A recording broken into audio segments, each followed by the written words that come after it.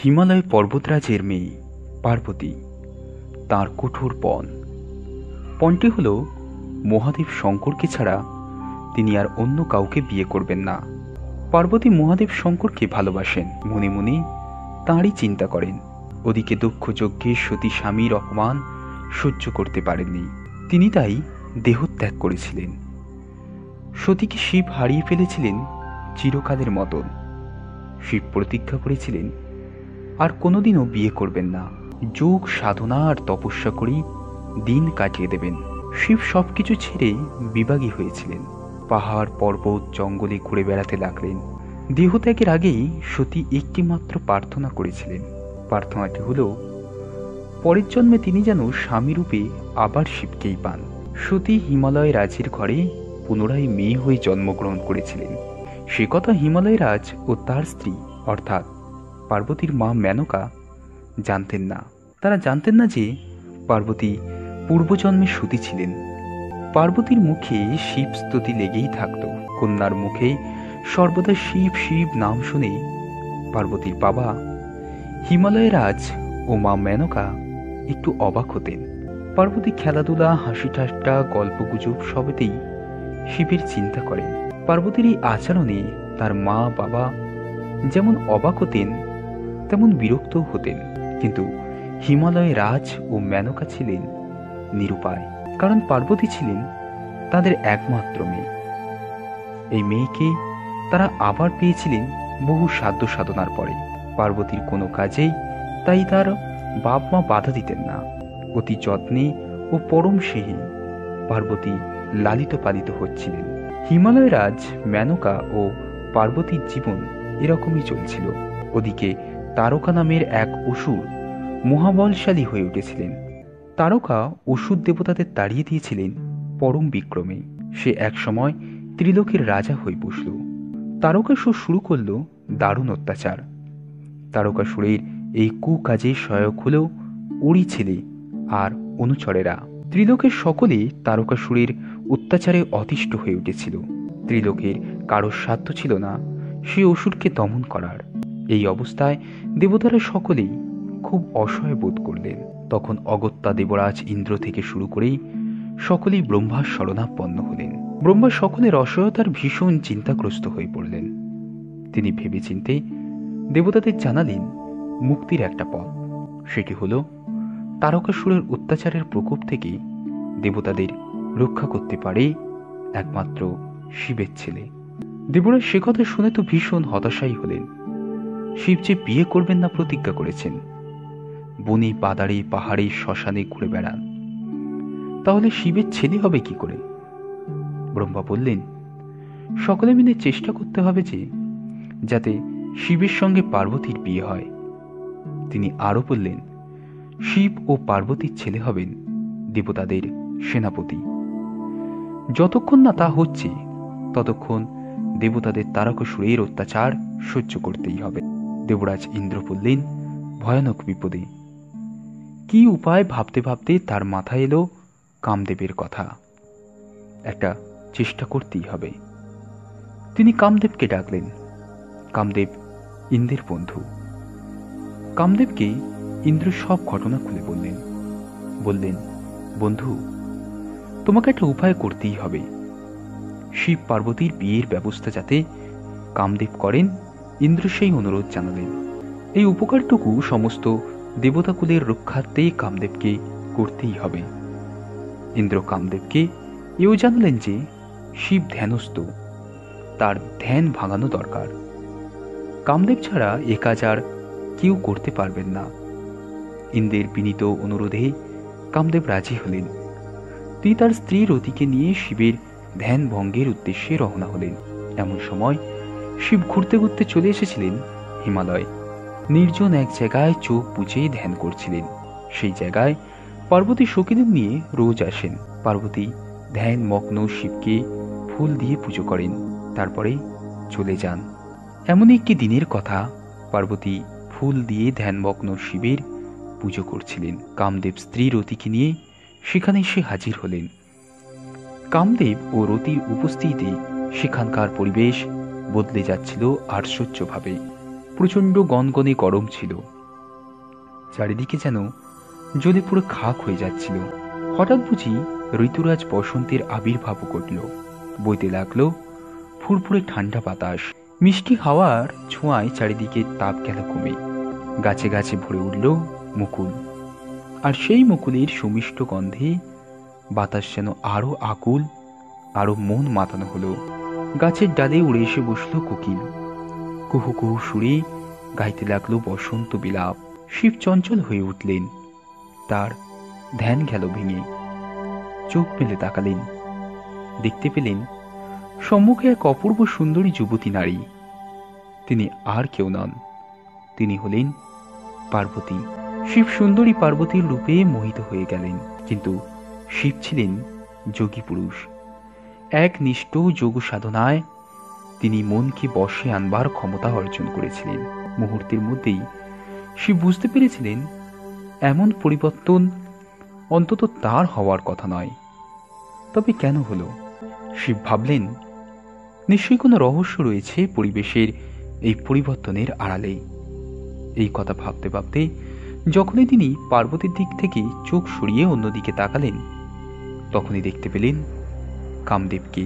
কামদেবকে দেখেই শিব বুঝতে পারলেন এসব তারই খেলা। সঙ্গে সঙ্গে শিব গেলেন প্রচণ্ড রেগে। দুরন্ত রাগে জ্বলে উঠল তার তৃতীয় নয়ন। শিবের তৃতীয় নয়ন থেকে অগ্নিবর্ষণ শুরু হলো। কামদেব বুঝতে পেরে পালাতে যাবেন, এমন সময় বিদ্যুৎ বেগে আগুনের হলকা গিয়ে পড়ল তার শরীরে।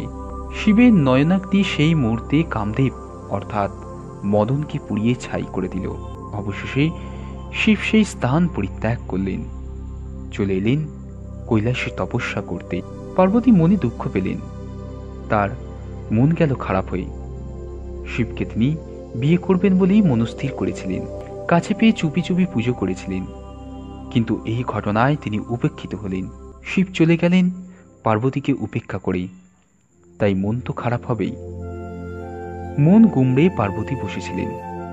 হঠাৎ এলেন নারদ মুনি। পার্বতীকে তিনি জানালেন শিবকে স্বামী হিসাবে পেতে হলে তাকে শিবের জন্য কঠোর তপস্যা করতে হবে। তপস্যায় কি না হয়? নারদ মুনি পর্বতরাজ অর্থাৎ পার্বতীর বাবাকে ডেকে বললেন, তোমার মেয়ের অনেক সৌভাগ্য, স্বয়ং শিব হবেন তোমার জামাই। শিবকে অনেক সাধ্য সাধনা করে পাওয়া যায় না, কিন্তু পার্বতী যদি তপস্যা করে তবে শিবের ধ্যানের আসন টলবে। নারদ মুনি হিমালয় রাজকে বললেন তিনি যেন পার্বতীকে তপস্যা করতে যাবার অনুমতি দেন। যদিও বাবা হিমালয় রাজ রাজি হলেন, কিন্তু বেঁকে বসলেন মা মেনকা। মায়ের মন, তিনি কিছুতেই রাজি নন যোগিনীর বেশে নিজের মেয়েকে দেখতে। শিব এমনকি সুপাত্র, তার জন্য মেয়ে কেন এত কষ্ট করবে? মায়ের মন বুঝতে কিছুতেই রাজি নন। মেনকা বললেন, শিব ছাড়া ত্রিভুবনে আর কি কোনো ভালো পাত্র নেই যে পার্বতীর স্বামী হবার যোগ্য? পর্বতরাজ আর নারদ মুনি দুজনেই অনেক করে বোঝালেন মেনকাকে। মেনকা কিছুতেই বুঝতে রাজি নন। শেষে জেদ ধরলেন স্বয়ং পার্বতী। তিনি বললেন, মা, তোমরা জোর করে অন্য কারোর সঙ্গে আমার বিয়ে দেওয়ার চেষ্টা করো না। শিব ছাড়া আমি অন্য কাউকে বিয়ে করতে পারবো না। পার্বতী মা মেনকার কাছে তপস্যায় যাওয়ার অনুমতি চাইলেন। মা মেয়ের এই অপ্রতিরোধ আবেগ আর জেদের কাছে অসহায় বোধ করলেন। মেনকা এবার নিশ্চেষ্ট হলেন।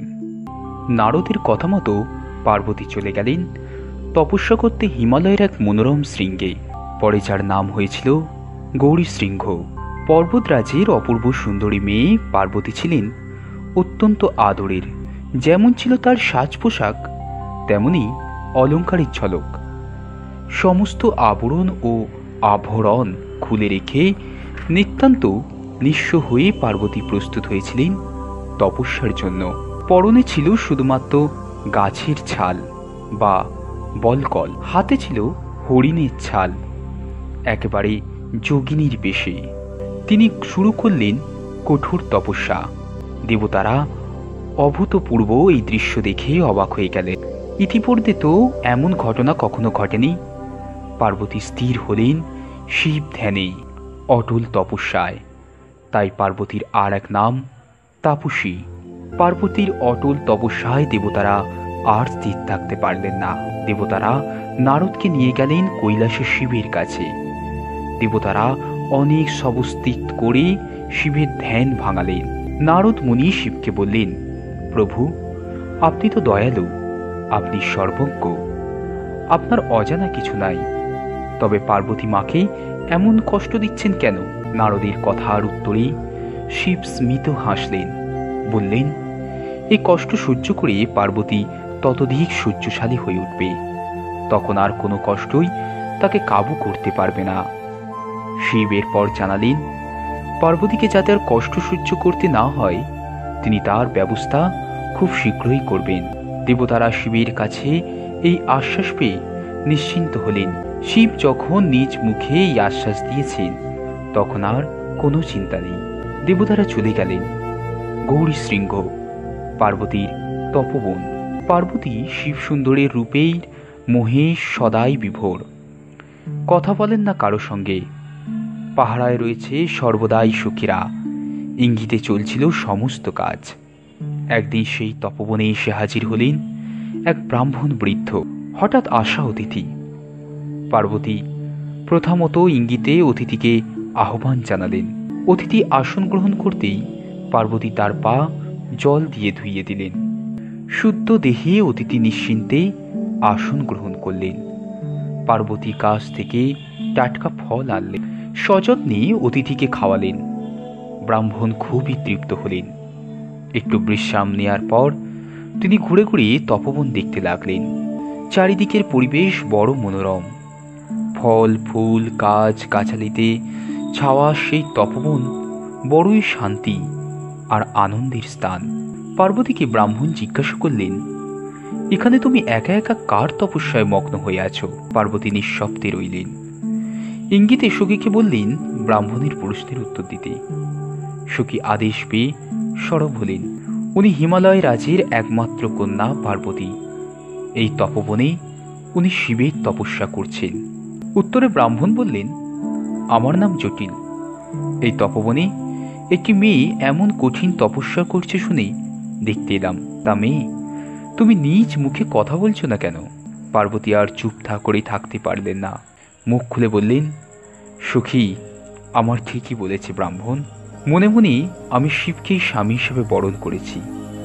আমার ইচ্ছা পূরণ না হওয়া পর্যন্ত আমারই তপস্যা চলবে, তাই নাকি? তাহলে তো আর আমার এখানে থাকা চলে না। বলেই পিছন ফিরলেন জটিল। কেন, এখন আর থাকা যায় না কেন?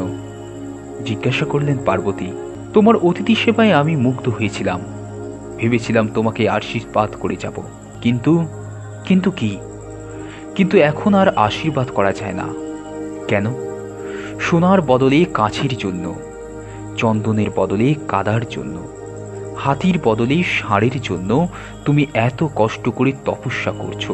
রাজার মেয়ে হয়ে ভূত প্রেতের ওপর তোমার এত টান দেখে আমার লজ্জা হচ্ছে। ছি ছি, এমন জানলে এখানে আমি কখনো আসতাম না। ছি ছি। জটিলের কথায় পার্বতীর কৌতূহল হল। তিনি জিজ্ঞাসা করলেন, ব্রাহ্মণ, আপনি কি আমার আরাধ্যা স্বামীকে চেনেন? তাকে দেখেছেন? জটিল উত্তরে আরো ক্ষিপ্রতার সঙ্গে জানালেন, দেখিনি আবার। ছি ছি। 3 চোখা 5 মুখ, কিম্ভূত কিমাকার দেখতে। পরনে বস্ত্র বলতে ওই একখানা বাঘের চামড়া কোমরে জড়িয়ে রাখে সারাক্ষণ, সারা গায়ে ছাই ভস্ম মাখা, তার উপরে আবার সাপ জড়ানো, ভাং খেয়ে থাকে সর্বক্ষণ নেশায় পুত। এমন একটা জীবকে তো দেখলেই গা ঘিন ঘিন করে। শ্মশানে শ্মশানে ঘুরে বেড়ায়। যত রাজ্যের ভূত প্রেত ওর সঙ্গী। ঘর বাড়ি ধনসম্পত্তি কিছুই নেই। এমন ভবঘুরে কুলঙ্গারের হত ছাড়ার জন্য রাজকন্যা হয়ে তুমি তপস্যা করছো, ভাবতেই তোমার ওপর রাগ হচ্ছে। আমি ভেবেছিলাম তুমি বুঝি দেবরাজ ইন্দ্রের মতো সুপুরুষ গুণবান কারো জন্য তপস্যা করছো। এখন দেখছি। তাছাড়া শিবের বয়সেরও তো কোনো সীমা নেই। এমন বয়স্ক নির্গুণ ভৃতের জন্য তোমার পাগলামো দেখে অবাক হতে হয়। ব্রাহ্মণের কথা শুনেই পার্বতী তো রেগে আগুন। তিনি বললেন, ব্রাহ্মণ, নয় আপনি তাকে দেখেননি, চেনেন না, নয় আপনি তার সম্পর্কে মিথ্যে কথা বলছেন। তিনি সদাশিব, মহাদেব। তাকে অত সহজে চেনা যায় না। বৃথাই আপনি তার নিন্দা করছেন। তার সম্পর্কে কুকথা শোনাও পাপ। আমি এখন বুঝতে পারছি, আপনাকে সেবা করে আমি পাপ করেছি। কোনো শিব নিন্দুককে আমার বিশ্বাস ও উক্তি করা উচিত নয়। আপনি এখন যেতে পারেন। পার্বতী তার সখীকে বললেন, সখী, এই ব্রাহ্মণকে এখনই এখান থেকে বিদায় হতে বলো, নইলে আবারও শিব নিন্দা শুরু করবেন। আমি সহ্য করতে পারছি না। এই কথা বলে পার্বতী আবার ব্রাহ্মণকে জানালেন, শুনুন শুনুন ব্রাহ্মণ, শিব যেরকমই হন না কেন, তিনি আমার স্বামী। তাকে ছাড়া আমি অন্য কাউকে ভাবতে পারি না, অন্য কাউকে চিনি না। এই বলে পার্বতী মুখ ঘুরিয়ে চলে যেতে উদ্যত হলেন। তখনই দেখতে পেলেন তার সামনে দাঁড়িয়ে আছেন তাঁর আরাধ্যা শিব, অপরূপ সুন্দর এক চিরযুবা। জটিল ব্রাহ্মণকে আর দেখতে পেলেন না। পার্বতী তখন সব বুঝতে পারলেন। জটিলের ছদ্মবেশে শিবকেই তিনি সেবা করেছেন। পার্বতীর সল্লজ মুখে তখন আর কথা সরে না। মুখ নামিয়ে স্মিত হাসিতে মুখ উজ্জ্বল করে দাঁড়িয়ে রইলেন অচল পার্বতী। হাসি মুখে শিব এগিয়ে এলেন, ধরলেন পার্বতীর হাত দুখানি, কোমল পত্রপুট যেন। শিব বললেন, সার্থক তোমার তপস্যা পার্বতী। সত্যি আমি তোমার তপস্যায় তুষ্ট হয়েছি। আমার সঙ্গে চলো, কৈলাসে তোমার নিজের বাড়িতে। সখী তখন মহাদেবকে বললেন, প্রভু, সংসারের নিয়ম মতন আপনি রাজকন্যাকে ওনার বাপের বাড়ি থেকে বিয়ে করে নিয়ে যান, এই অনুরোধ করি। তাতে সকলের মর্যাদা রক্ষা পায়। শিব রাজি হলেন। মুহূর্তে শিব অন্তর্হিত হলেন। পার্বতীর তপস্যা সফল হয়েছে। আজ তার আনন্দের শেষ নেই। সখীদের নিয়ে পার্বতী ফিরে এলেন বাবা মার কাছে। এ কথা জেনে ও শুনে বাবা মাও খুব খুশি। তাদের মেয়ের সৌভাগ্যে তারা গর্বিত হলেন। শিব চলে এলেন কাশীতে। হিমবানকে ডাকতে হবে বলে স্থির করলেন। তার অনুমতি নেওয়া প্রয়োজন। শিবের মনে পড়ে গেল সপ্তর্ষিদের কথা। সঙ্গে সঙ্গে তিনি সপ্তর্ষিদের ডাক দিলেন। এই সপ্তঋষি শিবেরই অনুগ্রহ প্রাপ্ত, তাই তারা আসতে বাধ্য হলেন। কি কারণে শিব তাঁদের ডেকেছেন তা জানতে চাইলেন। আজ্ঞা করুন মহাদেব, আমরা কি করতে পারি? শিব জানালেন, হিমালয় রাজের মেয়ে পার্বতীকে আমি বিয়ে করব বলে বর দিয়েছি। আমারই জন্য সে এতকাল কঠোর তপস্যা করেছে। এই বিয়ের কারণে তারকাসুরের অত্যাচারের হাত থেকে দেবতাকুলকে রক্ষা করা। ব্রহ্মার বরে একমাত্র পার্বতীর ছেলেই তারকাসুরকে বধ করতে পারবে। তোমরা হিমবানের কাছে যাও, তাকে সব কথা খুলে বলো, তাকে বুঝিয়ে রাজি করিয়ে তার অনুমতি নিয়ে এসো।